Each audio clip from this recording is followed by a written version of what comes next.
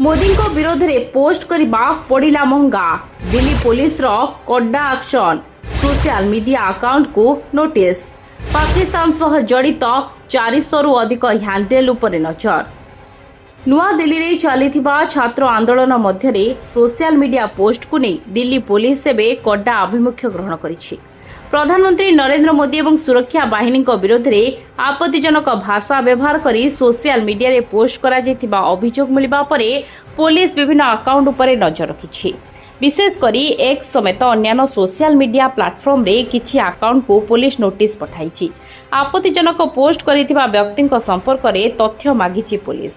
जंतर मतरे चलिथिबा छात्र आंदोलन एवं जुलाई 20 रे संसद चलो अभियान समय होइतिबा घटना को नहीं ऑनलाइन अनेक पोस्ट और वीडियो रे मंतव्य गुड़ा भाइराल होइतिला। एहारी मध्यरे मिथ्या गुजब और डिफेक वीडियो प्रसारण उपरे मध्य दिल्ली पुलिस नजर रखिछि।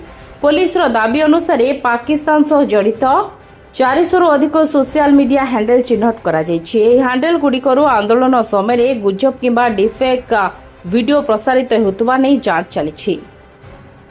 दिल्ली पुलिस रो सोशल मीडिया मॉनिटरिंग टीम एवं साइबर टीम मिलित भाव में ऑनलाइन प्लेटफॉर्म उपरे नजर रखिछंती।